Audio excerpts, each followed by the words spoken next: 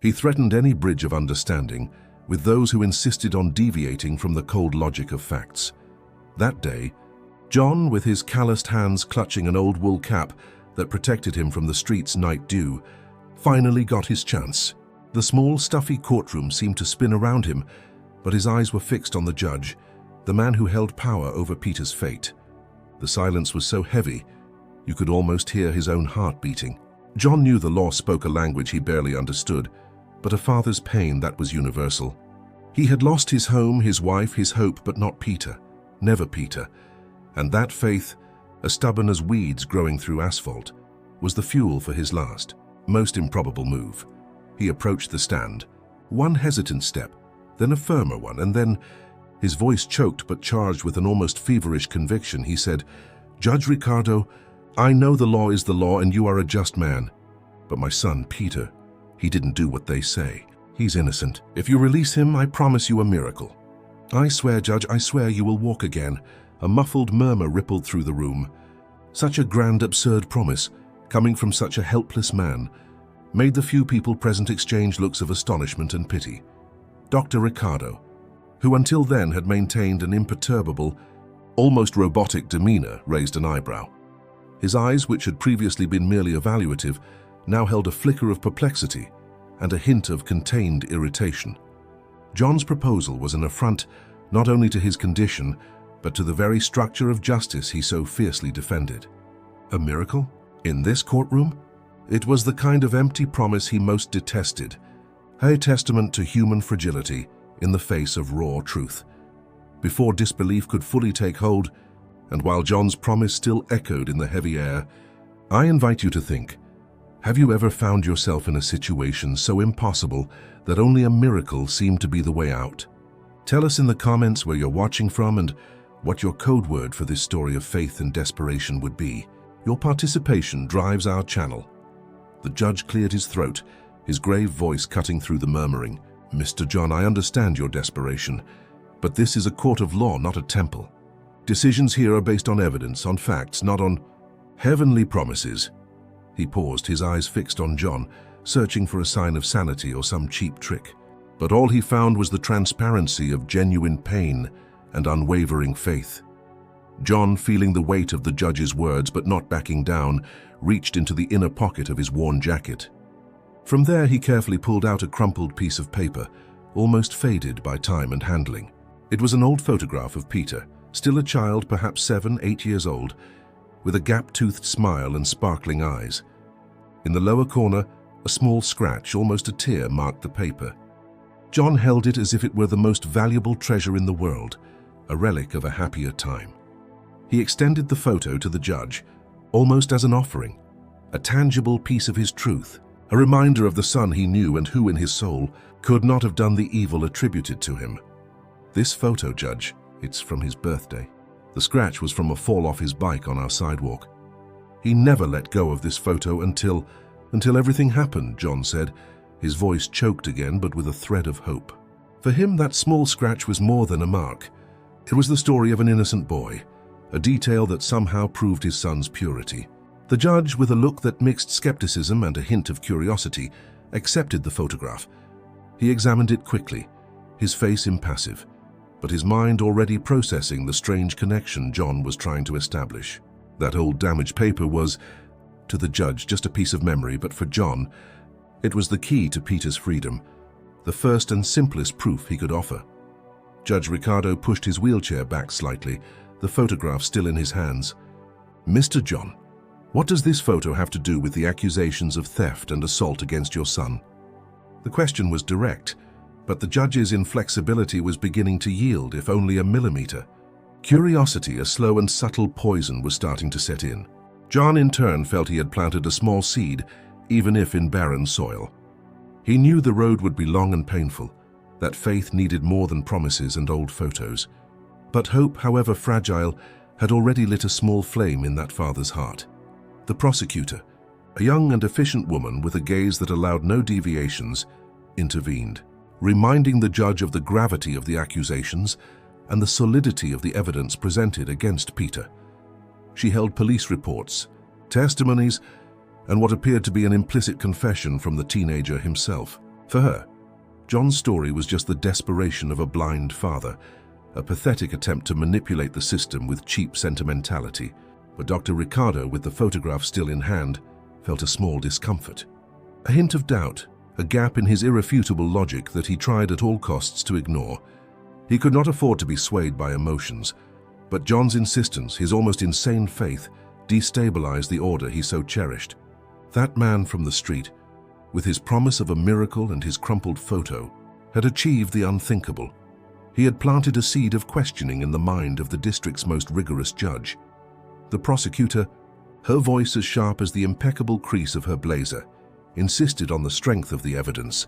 She detailed the victim's testimony, an elderly man who recognized Peter, and the stolen item, a wristwatch that, according to the accusation, was found with the teenager. For the prosecutor, the crumpled photo and the promise of a miracle were emotional maneuvers with no legal value. Judge Ricardo listened, his face a mask of concentration, but inside something stirred. That father, with nothing to lose, carried a truth that defied the cold logic of the records. Was it just a father's desperation, or was there something more? The doubt, small and bothersome, persisted. John, feeling the wall of the law rise again before him, knew he needed more than the memory of a gap-toothed smile.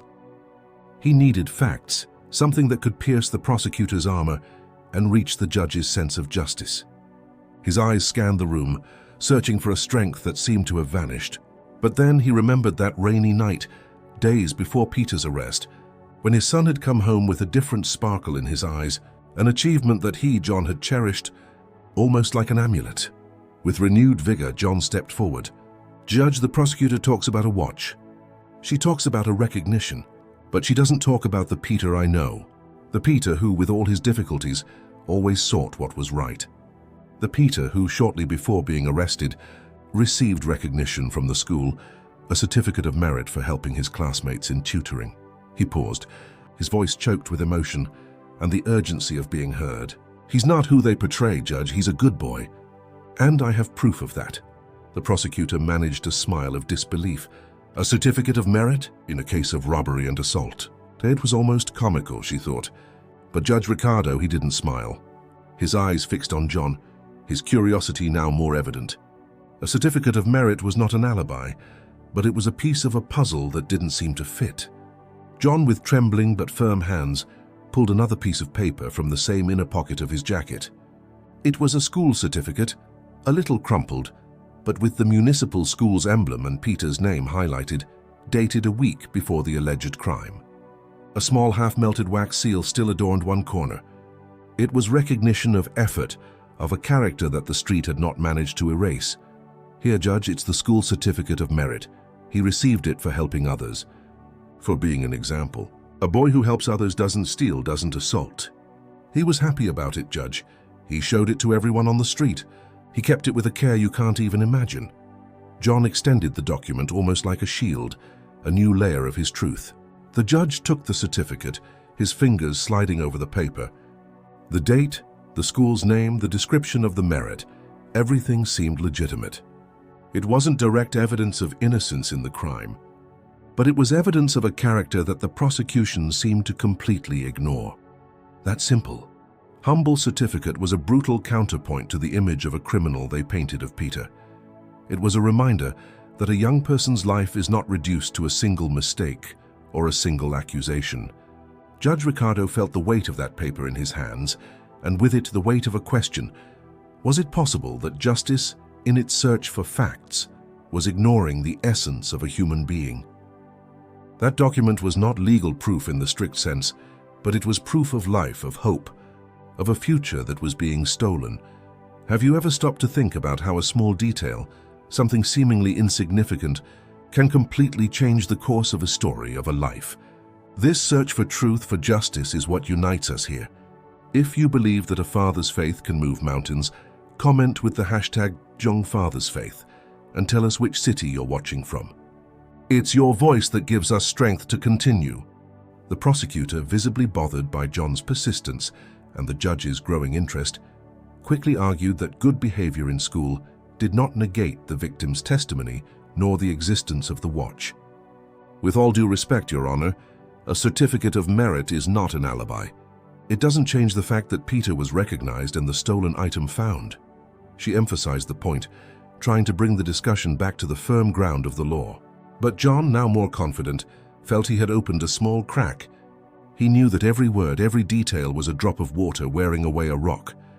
Judge Ricardo, pondering the prosecutor's words and the weight of the certificate, felt uneasy. He was a man of laws, of irrefutable facts, but life, he knew, was made of layers, of nuances. The prosecutor's firmness contrasted with John's fragility, and between the two, the truth seemed to hide somewhere. That certificate, despite not being direct proof, painted a different picture of Peter, a picture the prosecution seemed to have ignored. That small piece of paper, with its half-melted wax seal, represented not just school recognition, but the dignity of a young man who, perhaps, was being judged only by his appearance, by his condition. The courtroom felt smaller now, the air denser, not just with tension, but with a silent expectation. Judge Ricardo, in his chair, felt that Peter's case was no longer just a legal process, but a challenge to his own perception of justice, a test of his ability to see beyond the obvious. He looked at John, at that man marked by life who had nothing but his faith and the memory of a son. And in that gaze, the judge saw not just despair, but a conviction so profound that it was almost impossible to ignore. The prosecutor might have the laws and the facts, but John had a story, and that story was beginning to echo in the judge's heart. He needed more, something that could connect the loose ends, that could bring light where there was only shadow. Judge Ricardo, he knew, was not swayed by cheap emotions. That man with the wool cap, however, had planted a seed of doubt that not even the coldest logic could uproot. There was a gap, a space between the Peter of the accusation and the Peter John described, a boy who helped others, who was proud of a certificate. Where was the truth? Where did the theft, the assault, the watch fit in? The prosecutor, noticing the slight shift in the judge's attention, saw a chance to reinforce the image she had built. She stepped forward, her voice firm, almost cutting, and played her heaviest card. Your Honor, I understand the father's pain, but the reality is harsher. The teenager Peter was found not only near the crime scene, but with the stolen item in his possession. Furthermore, his initial testimony, though not a formal confession, contained elements that linked him directly to the incident. He admitted to taking the watch, yes, but couldn't explain why he had it, nor what he was doing so close to the scene. A flimsy excuse, Your Honor, that does not align with the innocence the father so strongly pleads. A heavy silence fell over the room. The prosecutor had hit a crucial point. Peter being found with the watch, and his vague explanation, was the most concrete thing the prosecution had. It was the perfect misdirection, an apparent solution that for John seemed to close all doors, stifle all hope. Judge Ricardo listened, and his eyes, previously curious, reverted to a cold analysis. The certificate of merit, the crumpled photo, all seemed to lose strength in the face of such direct and incriminating information. John felt the air thin in his lungs. This was the missing piece for the prosecutor, the piece that he, John, desperately needed to refute. But John, even in the face of that blow, did not give in. He felt the ground tremble beneath his feet. But the image of Peter, the Peter he knew, the real Peter, was stronger. He knew there was more to the story, another version, a side that the prosecutor, in her search for facts, had ignored. He needed a light, a witness, something that could unravel that tangle of accusations. He pushed his wheelchair forward slightly, a movement that denoted a change of course, of perspective. Mr. John, you mentioned Mr. Osvaldo's watch repair shop and Mrs. Laura. Would it be possible to verify this information? We need something more concrete, something that can corroborate this version of events. He wasn't asking for a miracle, but for a chance, an opening for the truth to manifest. This was his way of moving, of walking towards what seemed right, even if it was off script. The prosecutor, who was already preparing for a quick closing, was visibly disconcerted. The judge, known for his rigidity, was making an exception, opening a window to uncertainty. She tried to argue, but the judge's hand went up, a sign that his decision was made. I request that a court officer go to the mentioned watch repair shop at the address on the note and verify the existence of Mr. Osvaldo and, if possible, confirm the repair of Mrs. Laura's watch. And to contact Mrs. Laura for a preliminary statement. The judge's voice was now the voice of restorative authority, seeking the truth with the tools the law offered him. Time seemed to stand still. John, his eyes moist, felt immense relief. A small light, a real hope had ignited. That man in the wheelchair who seemed so distant was listening, was seeing beyond appearances. In a few hours the court officer returned, a surprised look on his face. Yes, Mr. Osvaldo's watch repair shop existed, and he perfectly remembered Peter, the good boy who had taken Mrs. Laura's watch for repair.